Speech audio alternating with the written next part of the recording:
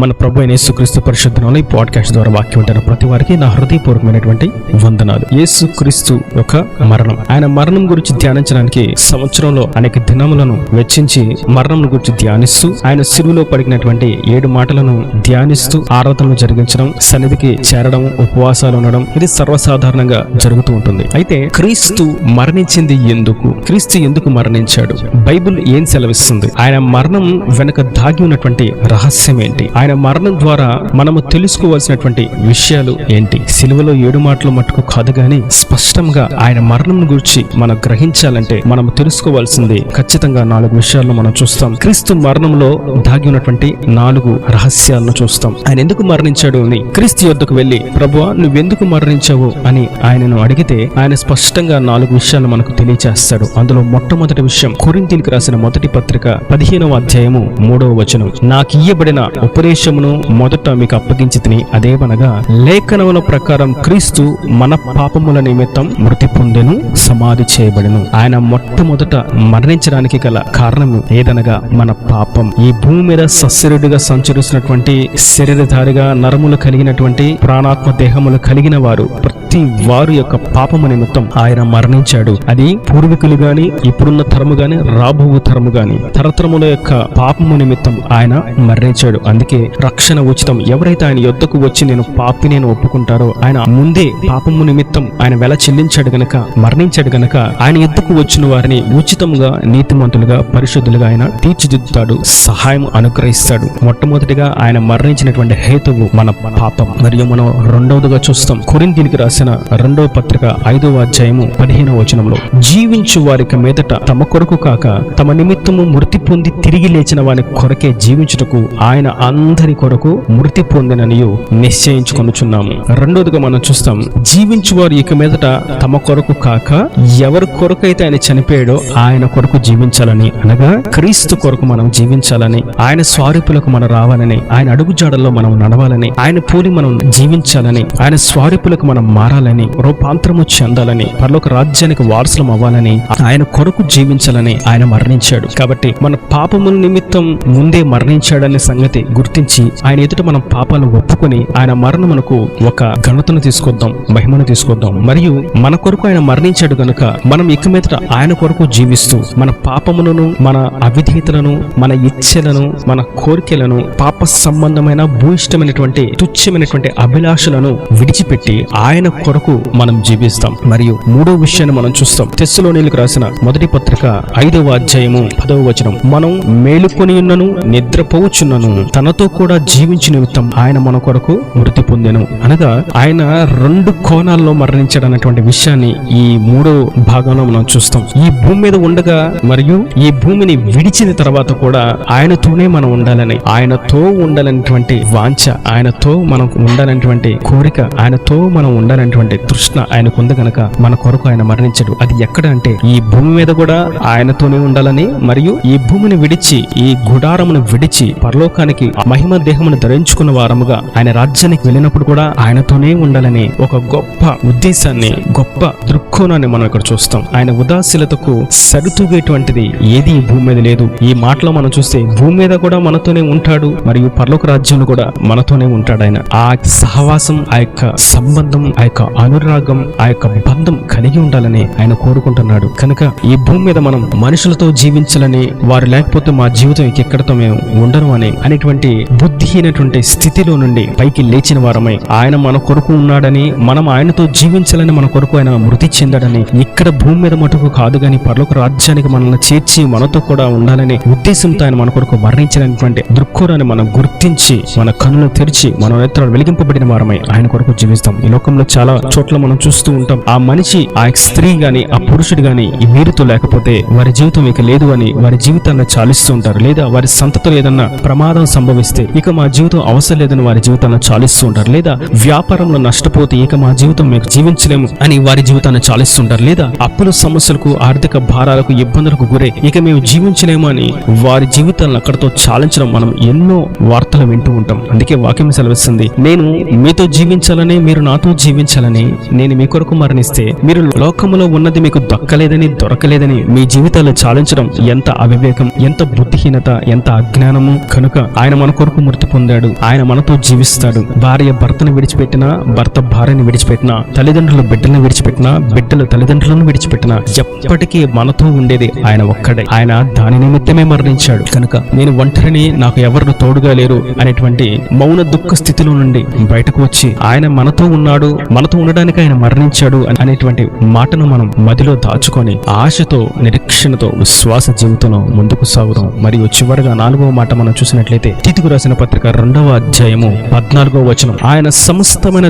దుర్నీతి నుండి మనలను విమోచించి సత్క్రియలందు ఆసక్తి గల ప్రజలను తన కోసము పవిత్రపరుచుకొని తన సొత్తుగా చేసుకున్నట్టుకు తన్ను తానే మన కొరకు అర్పించుకొనెను. ఇక్కడ మనం చూస్తాం, మనలను ఆయన సొత్తుగా చేసుకోవడానికి ఆయన మరణించాడు. ఆయన మరణమునకు తనను తాను అప్పగించుకున్నాడు. లోకంలో ఏదైనా వస్తువు కొనడానికి ఒక వ్యక్తి ఏదైనా దుకాణానికి కానీ వెళితే వారు కోరుకునేది, వారు సొత్తుగా చేసుకునేది, వారు సొంతంగా డబ్బులిచ్చి వెల చెల్లించి తీసుకునేది ఏంటంటే శ్రేష్టమైన దాన్ని వారు సొంతగా తీసుకుంటారు. బాగా పనిచేసే వస్తువుని, మంచి గ్యారంటీ ఉన్న వస్తువుని, మంచి క్వాలిటీ అనగా మంచి నాణ్యత కలిగినటువంటి వస్తువునే వారు సొత్తుగా చేసుకోవాలని కోరుకుంటారు. అంతేగాని పనికిరానివి, చిరిగిపోయినవి, నాశనం అయిపోయినవి, నాసిరకమైన వాటిని, రంగు పోయినవి, ఎలిసిపోయినవి, అటువంటి వాటిని సొత్తుగా చేసుకోవడానికి ఎవరు ఇష్టపడరు. కానీ ప్రభు అంటున్నారు, మనం ఇంకను ఉగ్రతా పాత్రను చేత పట్టుకుని నిత్య నరకాగ్నికి పాత్రలము కావాల్సినటువంటి మనలను ఆయన తన ప్రేమతో ఆకర్షించి పిలిచి మనల్ని ఆయన సొత్తుగా చేసుకోవడానికి ఆయన మరణించాడు. ఒకవేళ నిన్ను ఎవరు సొత్తు చేసుకోవడానికి ఇష్టపడట్లేదేమో, తమతో పాటు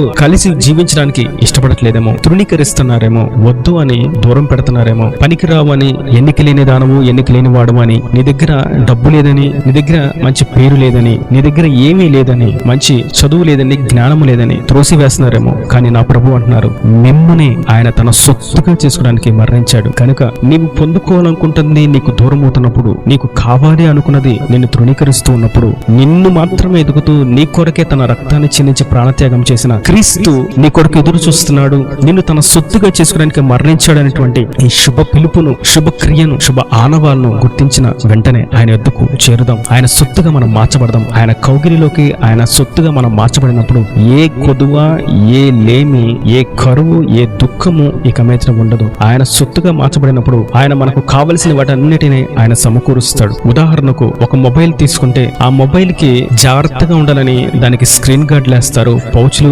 వేస్తారు. దానికి ఏ గీత పడకుండా, ఏ మాత్రం దానికి హాని కలగకుండా తగు జాగ్రత్తలను తీసుకుంటారు. లేదా ఏదైనా ఒక పుస్తకాన్ని కొనుక్కుంటే ఆ పుస్తకానికి అట్ల వేస్తారు, అది నాది అని చెప్పుకోవడానికి దాని మీద పేరు రాస్తారు. మరియు దానికి వర్షానికి ఏ మాత్రం తడవకుండా ఉండేలాగా దాన్ని ఒక సంచిలో అనగా బ్యాగులో పెట్టి భద్రపరుస్తారు. ఇలా మనం చూస్తూ ఉంటే ప్రతి వస్తువుని మన సొత్తుగా చేసుకున్నప్పుడు దాన్ని జాగ్రత్తగా పదిలంగా దాచుకుంటూ ఉంటాం. వస్త్రాలు కొంటే అరమారలోనూ బీరువాల్లోనూ పెడతాం, డబ్బులను సంపాదించుకుంటే బ్యాంకులో దాచుకుంటారు. ఇలా మనం చూస్తూ ఉంటే ప్రతి వస్తువును సొత్తుగా చేసినప్పుడు ప్రతి మనిషి కూడా దాన్ని జాగ్రత్తగా చూసుకోవాలనే ఉంటాడు. ప్రభు కూడా మీరు నా సొత్తుగా మార్చబడాలని నేను మీ కొరకు మరణించానని చెప్పినప్పుడు, ఆయన సొత్తుగా మనం మార్చబడినప్పుడు ఆయన అంటున్నారు, మీరు నా సొత్తుగా మార్చబడిన తర్వాత ఎవడు మీకు ఎంత మాత్రము హాని చేయలేడు, ఏదియూ మీకు ఎంత మాత్రము హాని చేయలేదు. నా చేతుల్లో నుండి మిమ్మల్ని ఎవరు దొంగిలించలేడు, మిమ్మల్ని ముట్టడానికి కూడా ఎవరు మీ యొద్దకు రాలేడు. ఎందుకనగా ఒకవేళ మిమ్మల్ని ముడదామని వస్తే, మీకు హాని చేద్దామని వస్తే అది నాకు చేయడానికి వచ్చినట్లే. నేను మౌనంగా ఉండేవాడను కాను, నేను రోషం కలిగిన దేవుడను, మిమ్మల్ని స్వస్థపరచు యెహోవాను నేనే, మీకు చుట్టూ కంచె వేసి మిమ్మల్ని క్షేమాన్ని కలుగజేసేవాడను నేనే, మీ చుట్టూ ప్రాకారంగా ఉండి ఆపద రాకుండా, భయం కలగకుండా, భీతి చెందకుండా, నెమ్మదిని, సంతోషాన్ని, విశ్రాంతిని కలుగు చేయవాడను నేనే, మీ భారమంతా తీసివేసి మిమ్మల్ని స్వేచ్ఛయుతులుగా మార్చువాడను నేనే అని ఆయన సెలవిస్తుండగా ఆయన ఎద్దుకు చేరదాం. ఆయన మన కొరకు మరణించినటువంటి ఒక 4 కారణాలను మనం ఎప్పుడు జ్ఞాపకముగా మధ్యలో పదిలపరుచుకున్న ఎడల మరెన్నడూ ఆయన యొద్ద నుండి మనం దూరము కాలేము. ఇటువంటి శ్రేష్టమైనటువంటి మరణం ఈ లోకంలో ఎవరు మన కొరకు చేయరు. మన పాప నిమిత్తం ఎవరు మరణించరు. మనతో జీవించాలని మన కొరకు ఎవరు మరణించరు. నా కొరకు జీవించు అని చెప్పే విధంగా మంచి సాక్షి జీవితాన్ని కలిగిన వారు ఎవరు నీ కొరకు నేను మరణిస్తున్నాను అని చెప్పలేరు. వారి విలువైన జీవితాన్ని ఎవరో పక్కన వారి కొరకు వెచ్చించరు కదా. మరియు చివరిగా నా సొత్తుగా నీవు ఉంటావు, నీకు కావాల్సింది నేను ఇస్తాను, నువ్వు నాలోనే, నాతోనే, నా ప్రక్కనే ఉండు అని ఎవరు కూడా చెప్పలేరు. ఏదో ఒక కోణంలో, ఏదో ఒక సందర్భంలో, ఏదో ఒక సన్నివేశంలో, ఏదో ఒక సమయంలో వారికి దూరమైనటువంటి పరిస్థితులు ఎదురవుతాయి. అది ఎటువంటి సంబంధమైన, వ్యాపారంలో పొత్తైన, స్నేహములో జోడైన, వివాహ బంధమైన, సహోదర భావమైన, ఆత్మీయ అనురాగమైన, ఏదైనా సరే ప్రతి మనిషికి ఏదో ఒక సమయంలో నీవు నా సొత్తు, నాతో పాటు ఉంటే నేను నీకు అన్ని కల్పిస్తానటువంటి మాట ఎవరో చెప్పలేరు. నువ్వు నాతో ఉండు, నీకు కావలసిన వాటిని నేను నీకు అనుగ్రహిస్తాను అని ఎవరు కూడా చెప్పలేరు. సేవ కొరకు పిలువబడి సేవ చేస్తున్న వారు సైతం వారి పైన ఉన్నటువంటి అధిపతులు, నాయకులు కూడా వారికి అన్ని సందర్భాల్లో ప్రక్కన నిలబడలేరు. కొన్ని సందర్భాల్లో ఒంటరిగా నిలబడవలసి, ఒంటరిగా పోరాడవలసి, ఒంటరిగా యుద్ధము చేయవలసి, ఒంటరిగా జీవించాల్సినటువంటి పరిస్థితి ఎదురవుతుంది. అట్టి సందర్భంలో కూడా ప్రభు అంటున్నారు, మీరు నా సొత్తు, నేను మిమ్మల్ని సొత్తుగా చేసుకోవడానికే నేను మీ కొరకు మరణించానని ఆయన ఎంతో ఉదాసీనతతో, దాతృత్వముతో, ఔదార్యముతో, ప్రేమతో మనకు తెలియచేస్తూ ఉండగా మనం ఆయన కొరకు అడుగు వేస్తాం. ఆయన రక్తంలో కడగబడి ఆయన సాక్షిగా జీవించడానికి, ఆయన సంఘంలో చేర్చబడదాం. ఆయన కొరకే ఇక మీరే జీవిస్తూ పరలోక రాజ్యానికి వారసులం ఉన్నట్లుగా, ఆయన సొత్తుగా మార్చబడినట్లుగా మనల్ని మనం ఆయనకు అర్పించుకుందాం. ఆయన మన కొరకు అర్పించుకుని ఉండగా ఇక నుండి మనము ఆయనకు అర్పించుకుందాం. ఈ నా దేవుని మాటలు ప్రతి వారి హృదయంలో ఎరుకట్టి ఫలింపు చేయను గాక. ఆమేన్. God bless you. తలలు మంచి కన్నుల ముచ్చటైతే మీ కొరకు చిన్న ప్రార్థన. ప్రేమ స్వరూపి కరుణ కటాక్షంగా తండ్రి నా ప్రభువా, ఇప్పటివరకు నీ కృపలో భద్రపరిచారు. నీవు మరణించి